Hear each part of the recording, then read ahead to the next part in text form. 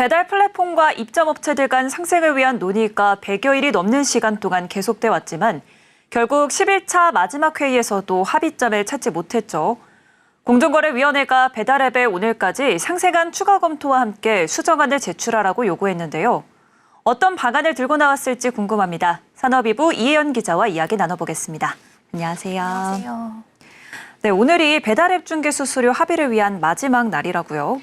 네, 맞습니다. 이 정부가 오늘 배달 플랫폼과 입점업체 상생 방안을 두고 최종 합의에 나섰습니다. 앞서 약 100일 동안 이뤄진 배달 플랫폼 입점업체 상생협의체가 지난 7일 마지막 10일차 회의를 진행했는데요. 그런데 이날 합의에서도 실패하자 공정거래위원회 공의위원들이 업계 1, 2위인 배달의 민족과 쿠팡이츠 측에 오늘까지 기존안에 대한 개선 여부를 검토하고 또 수정안을 제출하라고 요구했습니다. 양사의 수정안은 오늘 내로 나올 예정입니다. 다만 업계에서는 입점업체들이 원하는 수준의 수수료까지 인하된 수정안이 나올 가능성은 희박하다는 시각이 지배적인데요. 11번에 걸쳐 회의를 진행하는 동안 이미 충분한 시간이 있었고 또 배달 플랫폼과 입점업체가 막판에 극적으로 합의할 가능성은 작다고 보는 겁니다. 네, 그렇다면 공정위는 배민과 쿠팡이츠에만 수정안을 요구한 걸까요? 다른 배달업체들도 있잖아요. 네, 맞습니다. 이 협의처 출범 당시에 배달 플랫폼에서는 배민, 쿠팡이츠와 함께 또 요기요, 땡겨요까지 이 4개 업체가 함께 했는데요. 협의체는 요기요의 경우 상대적으로 시장 점유율이 낮고 또 땡겨요는 공공 배달 앱으로 이미 2%대 중개 수수료로 운영되기 때문에 이렇게 구분을 지었습니다. 다만 이와는 별개로 배달 플랫폼 요기요는 오늘 입점업체 측과 협의를 완료했는데요. 타 플랫폼사와 입점업체 간 합의 여부와는 상관없이 상생안을 이행하겠다 이렇게 밝힌 겁니다.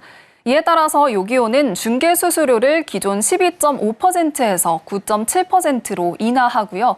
여기에 주문 건수에 따라서 배달은 최대 4.7%까지 추가로 인하하는 등 이 차등 수수료 방안을 시행하기로 했습니다. 네, 그렇군요. 10일차 회의 동안 많은 이야기들이 오고 갔을 텐데요. 지금까지 합의점을 찾지 못한 결정적인 이유가 뭘까요?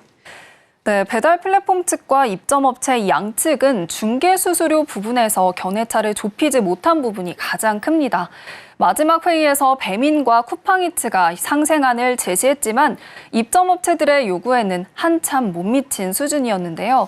이날 배민은 거래액 기준 상위 30%, 80%, 하위 20% 등 세 구간으로 나눠서 수수료율 2%에서 7.8%까지 이 차등 수수료 방안을 내놨고요. 이는 현행 9.8%보다는 줄어든 수준입니다.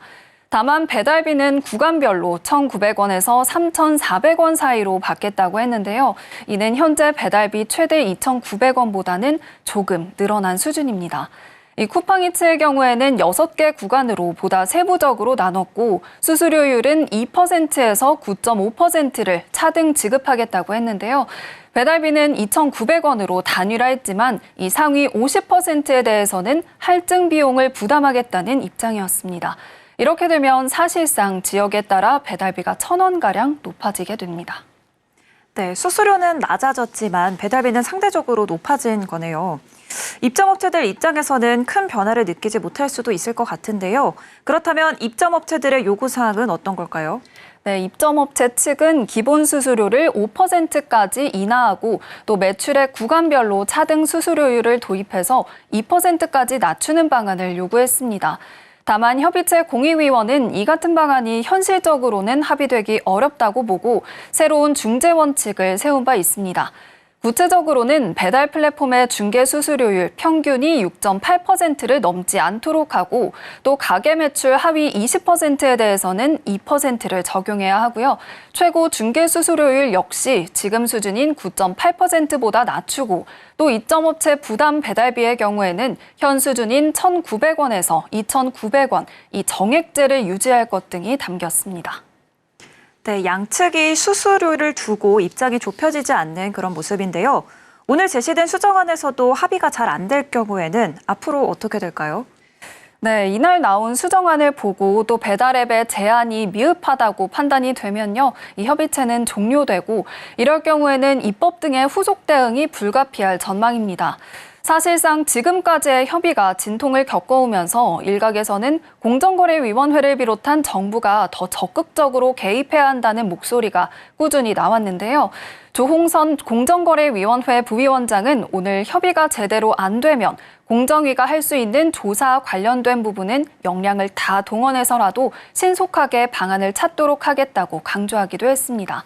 만약에 유의미한 결과를 내지 못한다면 공정위는 협의체와는 별개로 현재 조사하고 있는 배달 플랫폼의 수수료 인상, 또 최해 대우 요구 등의 속도를 낼 전망입니다. 네, 배달 플랫폼과 입점업체들 모두가 함께 상생할 방안을 위해 긴 시간 논의가 이뤄져 온 만큼 하루빨리 협의가 이뤄지길 기대해 봅니다. 오늘 말씀 잘 들었습니다. 감사합니다.